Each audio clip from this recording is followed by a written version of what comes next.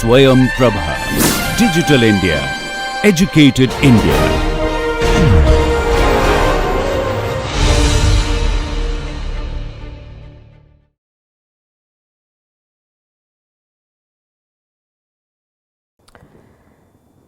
Okay, so welcome back.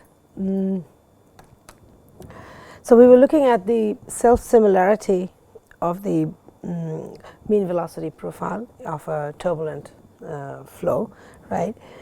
And we looked at essentially the mean velocity profile in the x-axis. Okay, now let us look at the lateral velocity as well and see if it's very interesting. Now is that when we looked at the pictures, we were really wondering how are we going to quantify this, what are the things we need to study, or what are the things we can actually measure, right? So now we've defined things like jet in terms of a round jet, so jet half width, mean central line velocity, mean velocities, right? Now so let us look at the lateral velocity, which is essentially in the y-axis. So just to remind you, or let me just look this up, right? So we have just to look up the axis system, right? So this is your axis system essentially, right? So you have x, which is really the axis of the jet, as well as the direction of u. Yeah, so the direction of u, and then v is this and w is this. So when I say lateral, I essentially mean this y axis, and this is the velocity that we're looking at, right? And the v component of the velocity. Okay, so now let us look at that. This is also an experimental result, right? So, and we realize that if we plot the velocities in a certain way, they become self-similar in the sense that they really depend on a single variable. This becomes important in something as random and unsteady, both in time and space, and chaotic as a turbulent flow, because any which way, anyway, we are dealing with many variables that this flow can depend on. So it really becomes important that maybe if we can cut down on a few, makes our life easier. Okay, so self-similarity is really a concept from there, and like we said discussed in the earlier class, this was first the proponent of that was in the boundary layer theory, right, and that was back in 1908. Right, so we've kind of, I think this was later on proposed by Zeldovich in some 30 odd years later, I think, right? Okay, so if I look at, again, this is from the Hossein LDA 1994 result, and this is how the plot looks like, okay.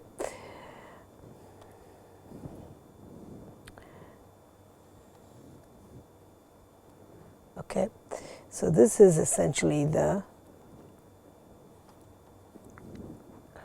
mean velocity in the y-axis, along the y-axis with respect to the central line velocity, which is along the x-axis. Okay, that's what we're considering.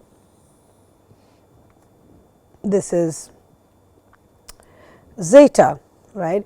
And this we discussed in last class, which is essentially right. This is a non-dimensional similarity variable. We found this out in the last class. Okay, so this is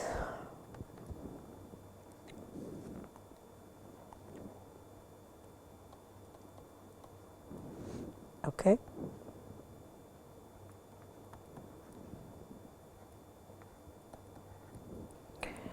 Okay, so the plot we have is something like this.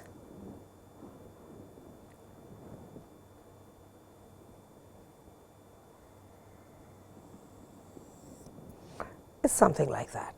Okay, so this is a result of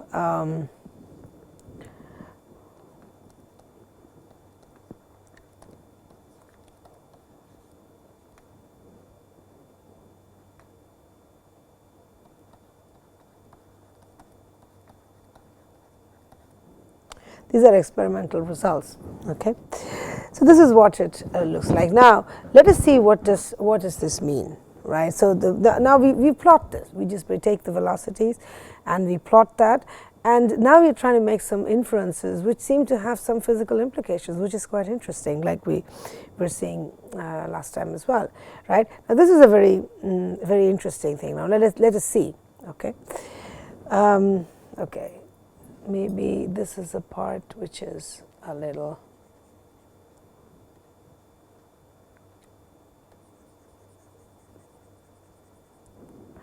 Okay.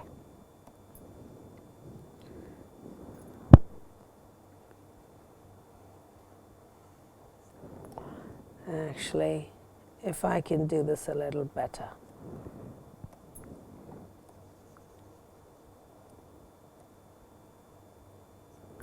Okay.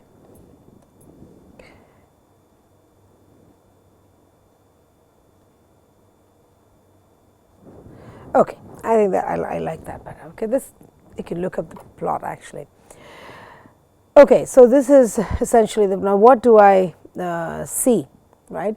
So if you see the maximum, velocity, actually, okay, I am going to draw this plot a little better. This is not looking okay. Okay, this is not looking okay. So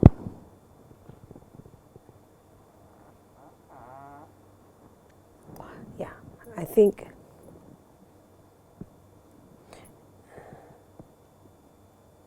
okay, I think that I'm okay with that now.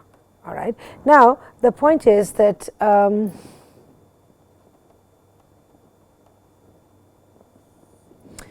that's the maximum 0.02, right? So if you see that, okay, so what is the maximum? So this is say the maximum, right? So this is the max, right? So here,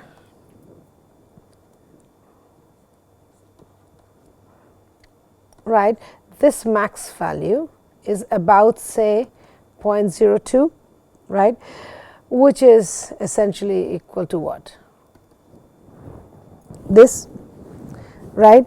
So you could, so this is essentially what we are saying is that this is also an important result, because we constantly consider only the actual velocity. We're not looking at the v velocity. We are anyway ignoring the w component of velocity, right?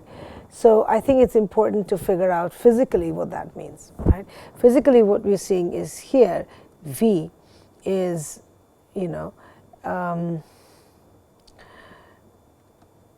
about 1/50 of the maximum of the central line velocity, right? So it is less, or you can, so if I were to sort of write this down, right, so this is less than the central line velocity. The mean lateral velocity, right, is less than the mean than the central line velocity by a factor of nearly 50, right? It's probably less than that, but between 40 to 50. Okay, so now, so in the sense that it is, it's less, because we keep ignoring it, right? So is it less enough to be ignored? I think that's the question we will look to answer. So yes, it is less than, the central line velocity, and it's not trivial.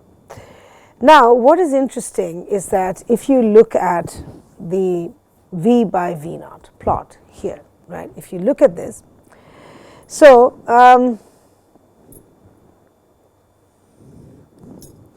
let's just say, right, now if you see here this part of the plot, right, and especially say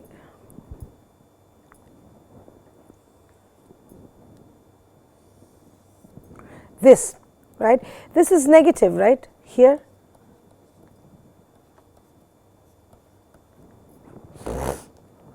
say at 2, right. So at 2, zeta is equal to 2, right, which is r is 2 times the half jet half width, okay, the V bar by V naught is negative, which means, right. So, if the axis system that we looked at, right, so is such that the axis system, right, so V positive is along that axis system, but if it's V bar by U naught is negative, that means it is opposite of that axis system. So, in this essentially means that the flow is moving in a direction which is opposite, to the positive y direction, right.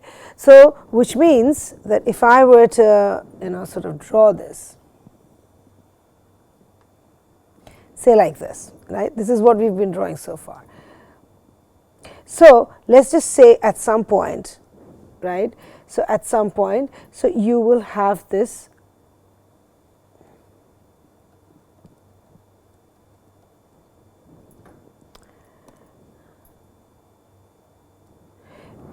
right, you will have this, the mean velocity, this. Now, if this becomes negative, right, it means if it is negative, then of course, what we mean is that the velocity is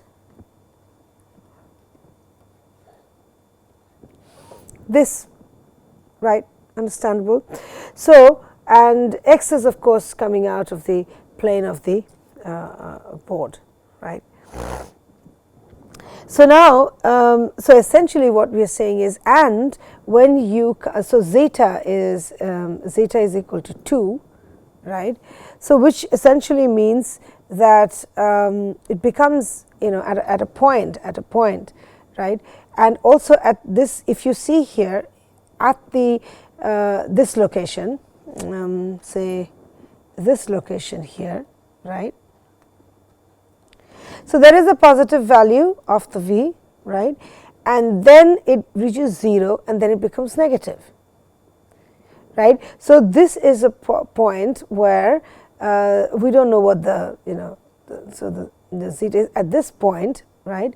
So, V bar by V naught is basically 0, right, it is 0 and then it becomes negative, right. So, this is essentially what we are saying is near the edge of the jet. So, essentially the fluid is flowing in the negative direction, which is into the jet itself, right, because the jet is flowing out, because we have been talking about the jet spreading, right, we were talking about the jet spreading.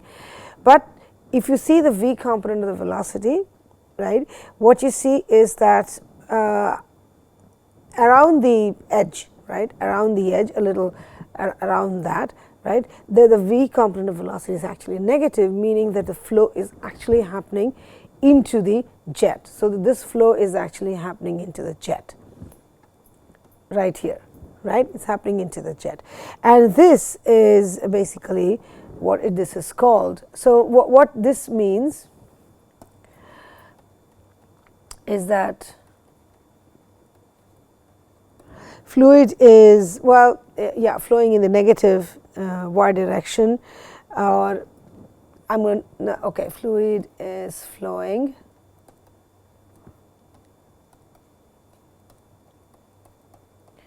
in the negative y direction, right, which means that the fluid is flowing into the jet, right, and technically this is called fluid is entrained.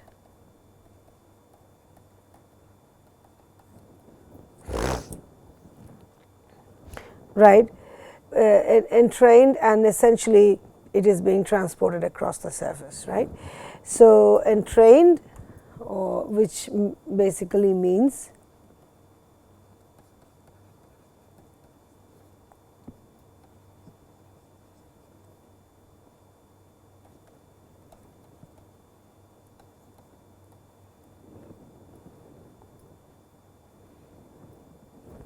is transported across the surface, or rather interface, to be more precise.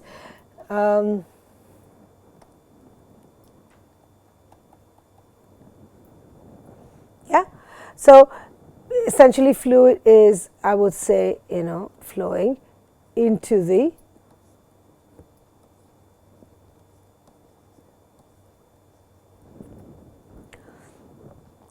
jet itself, right? So the fluid is essentially flowing into the jet. It is flowing in the negative y direction, so fluid is being entrained.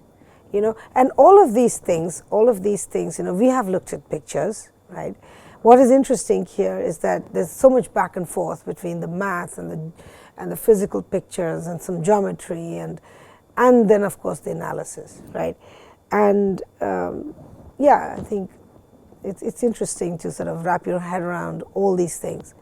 Kind of, one feeds the other, so which is nice.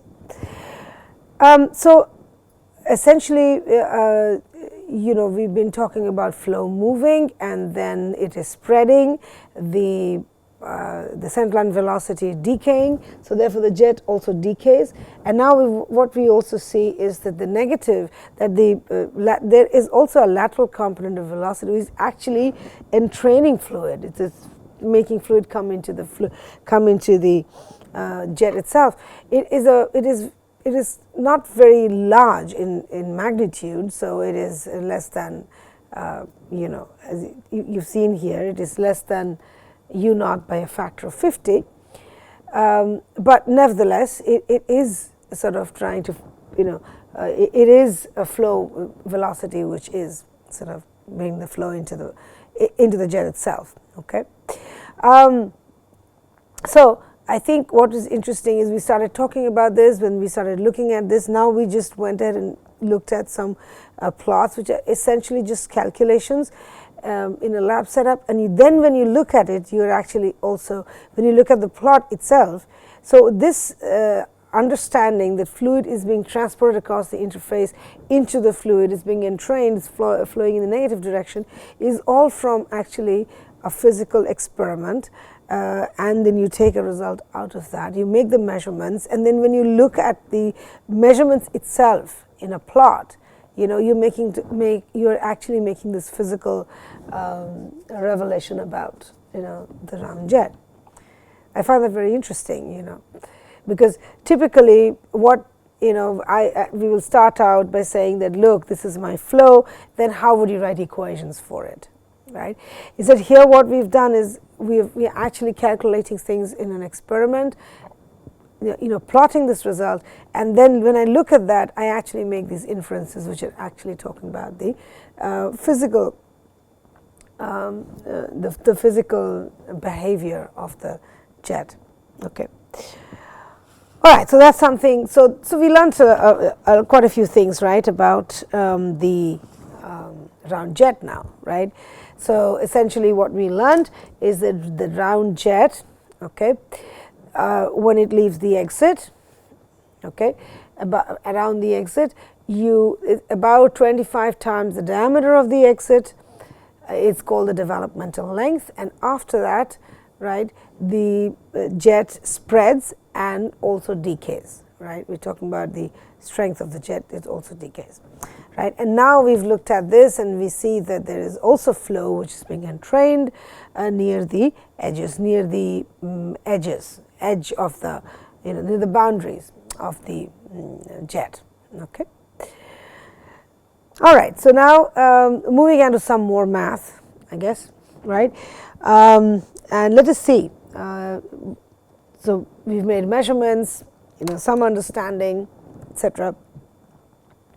So let us say what else we can think of. Not yet. We've looked at the Navier-Stokes equations and yeah, right. Okay. So now let us look at this. So one of the very important terms, right, when we looked at the Navier-Stokes equations and we incorporated turbulent behavior into that by saying the velocity is a sum of a mean component and component, a fluctuating component, right? That's what we did. So now let us look at, so we ended up, that was a nice thing to do, and then we ended up with, some terms which seem to be quite difficult to compute. Okay, let's put it that way. So let us look at what I said to be, so Reynolds stresses.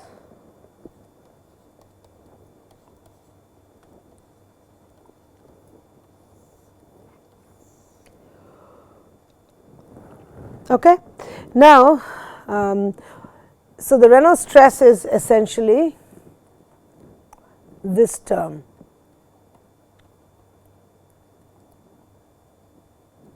The time averaged ui and uj, right? These are the terms. Okay. So essentially what we are, so this is a 2D picture that we are looking at. Okay. So let us see what this, well, not 2D picture, sorry. So I goes from 1 to 3 and j goes from 1 to 3. Okay. So this is the entire Reynolds stresses. Let us see what terms we will get, right? So this is obviously a tensor. So the tensor, Reynolds stress tensor, right, it looks like this.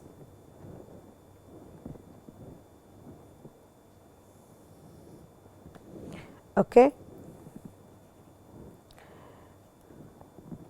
So essentially what I am saying is u1 is equal to u, then u2 is equal to v, and u3 is equal to w, right. So yeah, so the subscript 1 essentially means the x component, 2 means the y component, 3 means the z component. Okay. So if I and j is equal and it is 1, then this is u dash square, right. So similarly we will have v dash square and we will have w dash square. Okay. That. Then we will have u dash, v dash, right.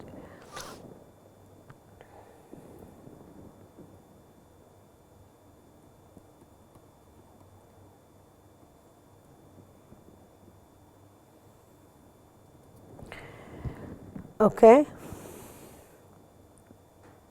Then here it is nothing but v dash u dash,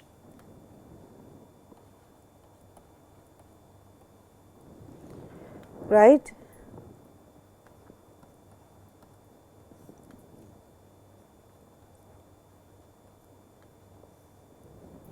And this. Okay.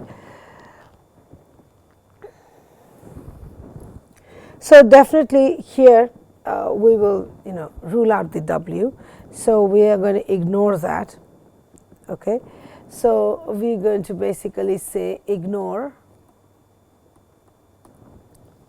right. So essentially we are basically saying, because we are dealing with the fluctuating part, so we are going to say the fluctuations are primarily in the x and y directions, and the z directions we are we are basically taking the same picture as I move along the x direction, right. So we ignore that. So therefore it is statistically 2D. So what we are considering is a 2D. Okay.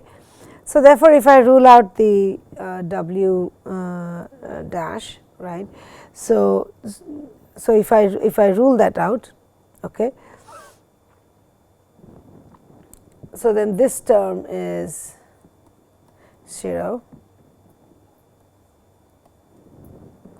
Okay.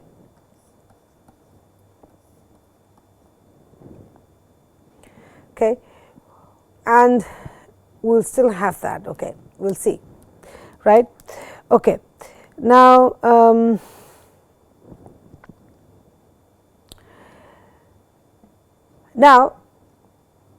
okay. So what I meant here, I should have written that, I think.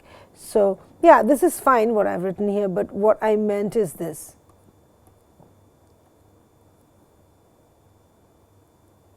Right? Okay.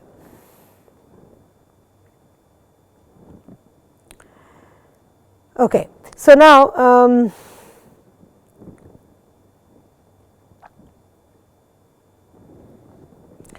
we will jot down a few things. Okay. Now circumferential, so UW, right, and VW. So UW and VW. Okay. There are terms like UW, right, and terms like VW. Okay. Now these things, so as you can see, so again V U dash, this is just, so this term and this term is actually same, this term and this term is actually same, right. So this term and this term is also actually same. Okay. So okay, when I said this term, so basically I mean this and this is same, this and this is same, this and this is same, right. So so this is, so circumferential symmetry. Okay, how to explain that? So U W, U dash W and V dash W. Okay, so in the sense that you have the U component. So the U component is, say, somewhere in this direction, right? This is your X, and this is your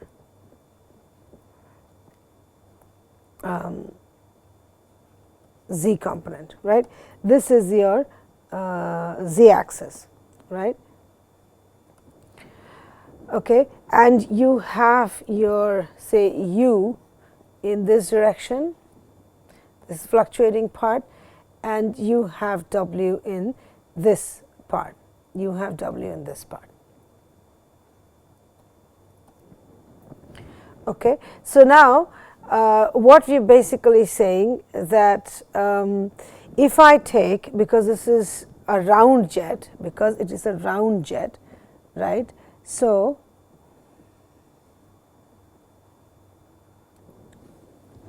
okay.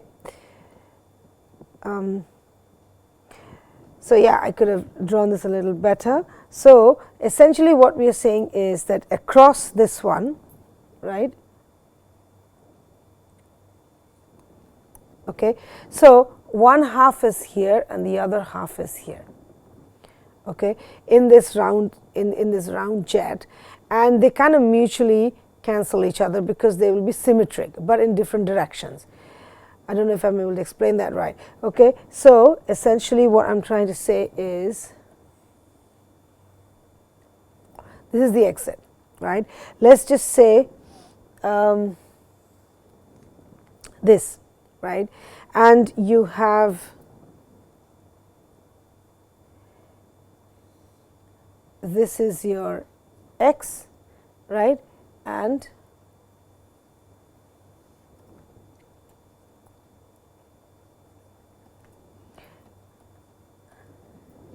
so you see I have one half, right?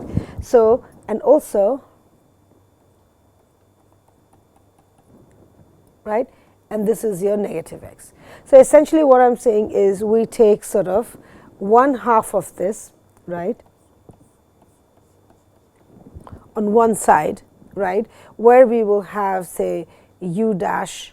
So there I will essentially have something like on this half, say I will have U dash this, right, but on this half, right, on the other half, right, I will essentially have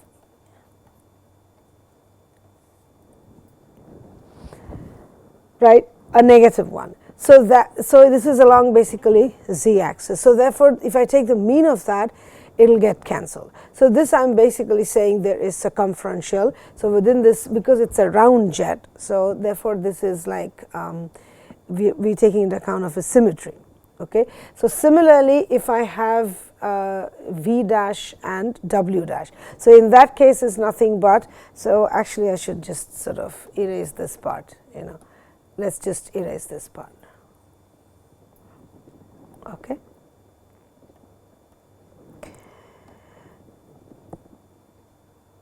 Okay. So, that is that. Okay. So, then I could again have something like this, or let us just say I will, okay, I can just do that here. I think I will do a smaller that, okay, and the axis system again. Okay, actually I do not need that right now. I am going to draw just the, okay, I am going to draw the V actually. So, this is my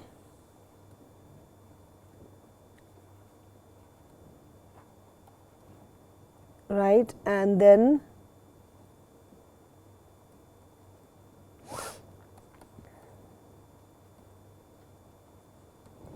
this, right. So, again you have V dash and W dash.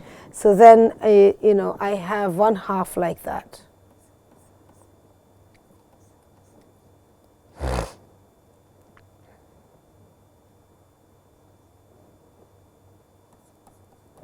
Right, and you have the other half like that. So, essentially what you will have is that this is say V dash negative, and what you will have on the other side is essentially V dash and W dash, which is positive. So, that is why because of the symmetry these terms kind of cancel out. Okay. So, the total, if I sum that out, because I am taking a mean, right. So, I am going to cancel that out. So, that is what essentially is what we are doing over here. So, we cancel out these terms. So, it is essentially invariant as I move because I do not, it is invariant along, when I say ignore this, I am basically saying that ignore the changes in the z direction. Okay. So, ignore the changes in the z direction. So, if I have a picture like this, right, if I have a picture like this with a certain x velocity and y velocity, I basically repeat that along the x axis, along the z axis. Okay. So, it is invariant. Okay. So, from that that way of looking at it, so these are the terms which will go to 0. Okay. Now, geometry, okay, so here this is something, okay, geometry, which is a round jet essentially in this case, right. It dictates that the normal stresses are even functions of R. Okay. So, what this dictates is that the normal stresses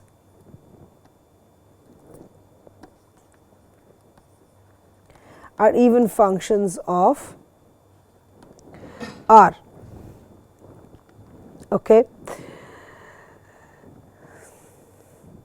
Well, R, but then the UV, okay, this is a little bit of a math part where I guess you will have to brush up your math a little bit before you sort of do this. Okay. All right. So, UV, this is an odd function, right. This however is an odd function. Okay.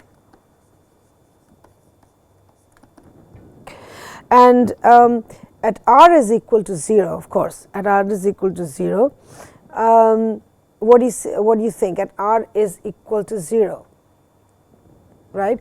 So, V and W components are indistinguishable, right. There is nothing, there is no difference between V and Y in any case, right. So, well, that is that. Okay. So, I think I should write that. So, that's UV is an odd function, and at R is equal to 0. Okay. Well, we can just say that the V dash and W dash are indistinguishable. So, basically they are same. Okay. Okay. Now,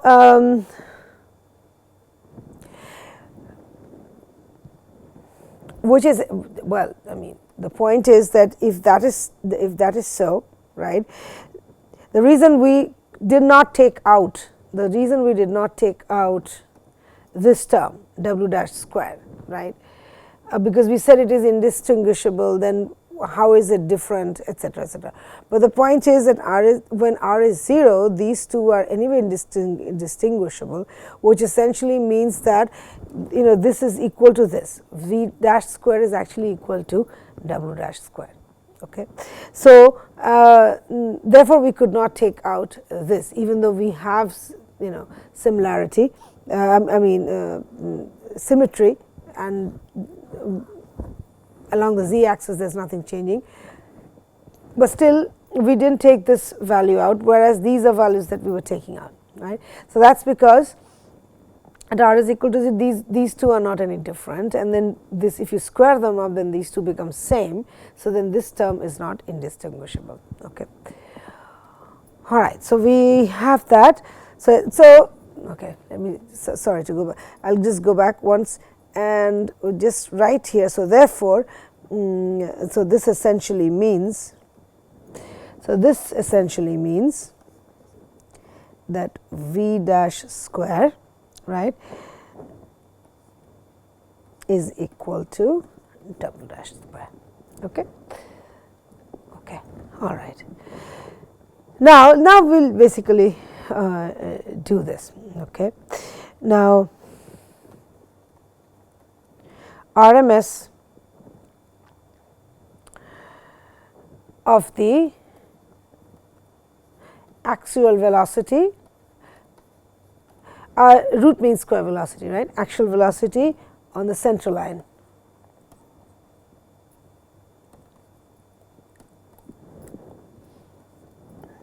Okay. So, that is nothing but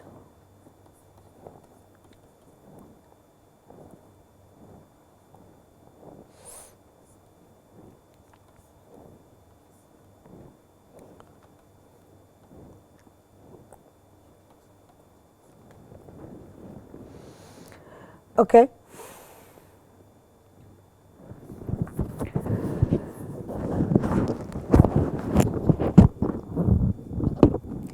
So, now we will ask a couple of questions. Number one, okay, we are going to pose these questions, you will see why. Okay. How does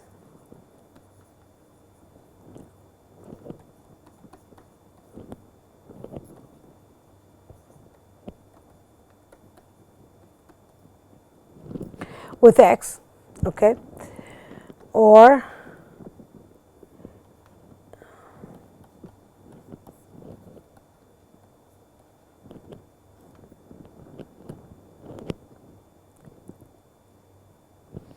okay, vary with x by d.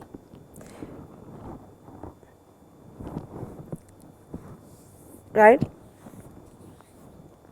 So, we take the RMS of the axial velocity on the central line, and we are calling that as u naught x, right, u naught dash x. So, how does this vary with x, or if I take a ratio with the central line velocity, how does it vary with x by d, right? That is what we are trying to see. Okay.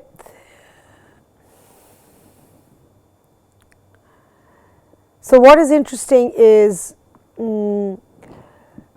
I think I will answer that question now and then sort of look at plots later on. Okay. So, what do you think is going to be answer? Well, so after the developmental length, which is x by d over 25. Okay. So, this u naught, this value, right, this tends to about, this value tends to about 0.25, right, and there is no systematic dependence on RE. Okay. No systematic dependence on RE. Okay. So, it seems like it becomes self similar, we are looking at x by t, right. So, essentially what we are saying is if I do this. So, if I have this, right. So, RMS is this. So, if I have plots, so this is v dis u naught x. So, dependence on RE. So, which is essentially now all of this essentially means that the Reynolds stresses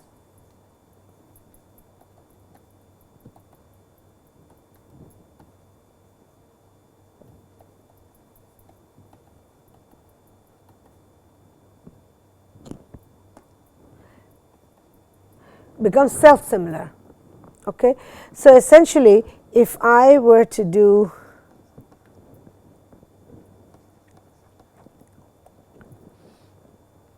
right,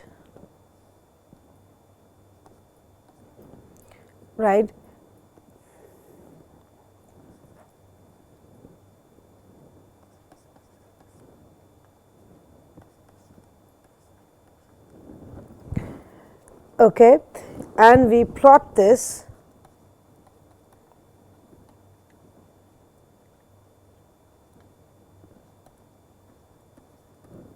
and you plot this against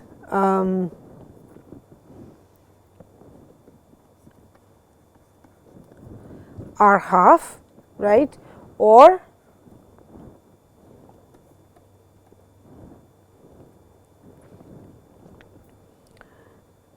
right, then they all collapse onto the same, they collapse onto the same plot, like for x beyond developmental length.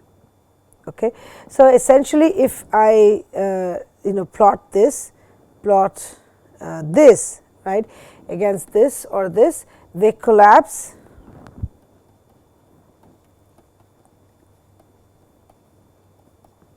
onto the same curve essentially. So, which is essentially what that means is that they are essentially self similar. Okay. So, okay, if I were to go back just a little bit, so talking about, so essentially what we found is in the last class is that the mean central velocity is self similar. Okay.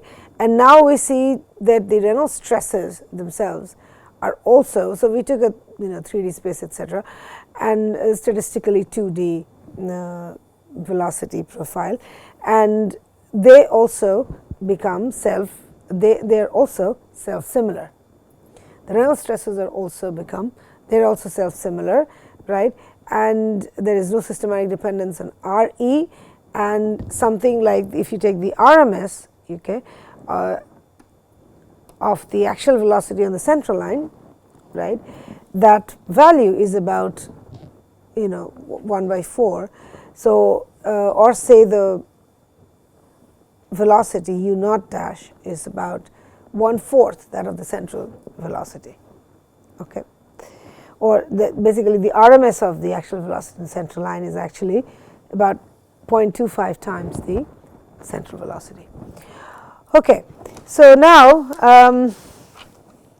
okay, I do not know if I want to start this today, but the point is that there are certain physical, now that we have studied the round jet for a little while, we have looked at pictures, looked at done some math and looked at a few things.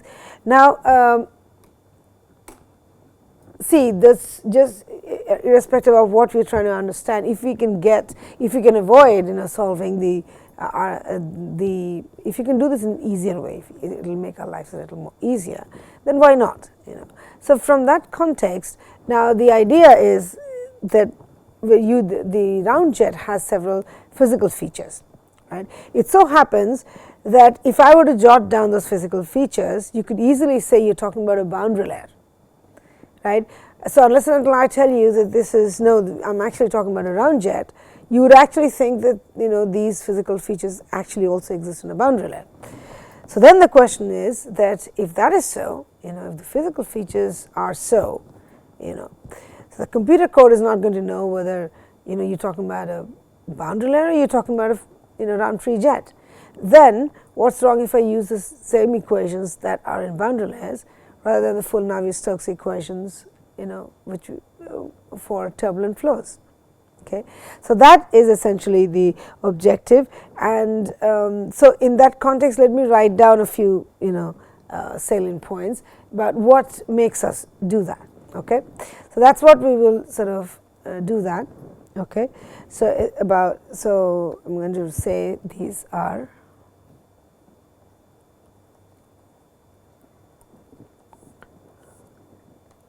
boundary layer equations. Okay, now boundary layer equations. Okay, so what the physical features that I'm going to write down now is really about a round jet, not about a boundary layer, right? But let us see if you can find any similarity of that with a boundary layer. Okay, so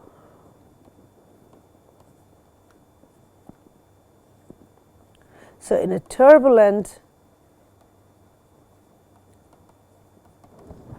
round jet, right? Now,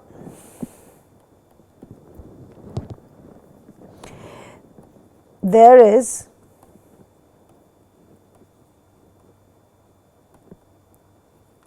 a dominant mean flow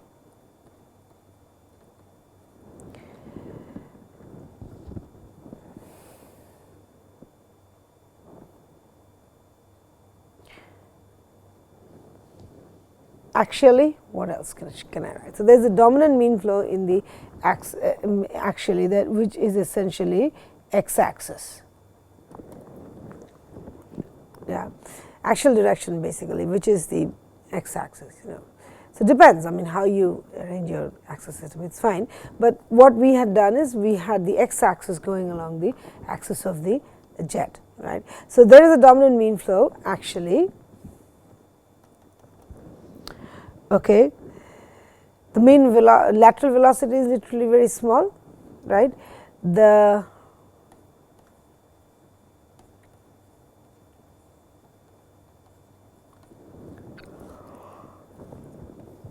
mean lateral velocity is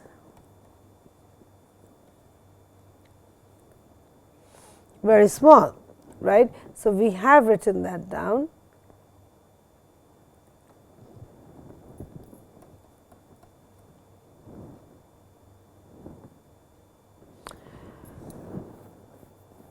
(50 times the central line velocity), right? So what did we? Let me just go back and see. What did I say it was? Yeah. So you see, mean is about 1/50 of the central line velocity,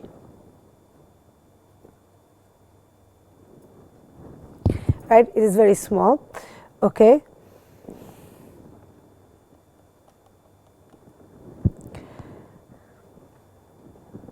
So the flow spreads, but it does that gradually.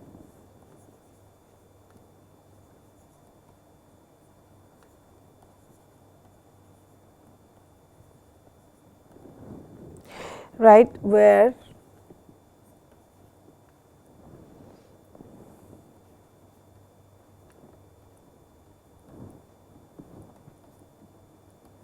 okay, this is the spreads gradually, and the actual gradients for mean quantities are small compared to the lateral gradients. Okay, so so essentially what I mean here is the axial gradients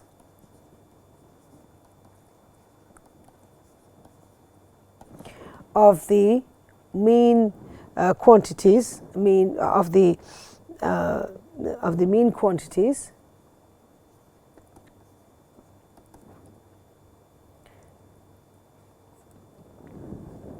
is small. It's very small compared to the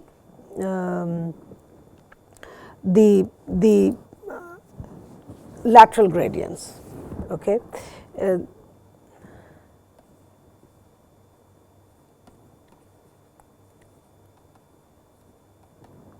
Okay, this flow spreads gradually, and we are going down the x distance. So, in the x distance, this axial gradients, there are gradients of, say, the velocity, for example, or pressure, temperature, etc. So, that the gradient in the x axis is smaller compared to the the y axis, the lateral gradient. Okay. So, we say it spreads gradually. So, okay, right. Now, this pretty much this kind of, so this is something based on this kind of a behavior, right, where you actually have a a flow like that, okay, and this v component, this is say a u component of velocity, and the v component of velocity is very small, okay, and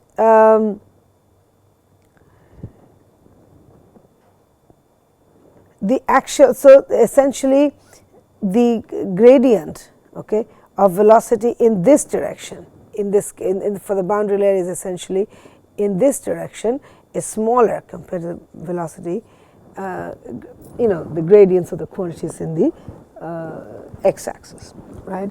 So, pretty much for these reasons, these are also similar features, these are exactly the similar features which are also applicable to a boundary layer. Okay. So, we will take it up from here in the next class and see that what exactly we bring into the turbulence, understanding of a turbulent flow by means of using boundary layer equations, right, and how that would, what does this physically mean, because when you input things into the computer code, you just input numbers. Okay. Now, how are you going to represent a turbulent flow from there, in a round jet, or a boundary layer over a flat plate? I think that would be interesting to see. Here and take this up next. Okay. Thank you.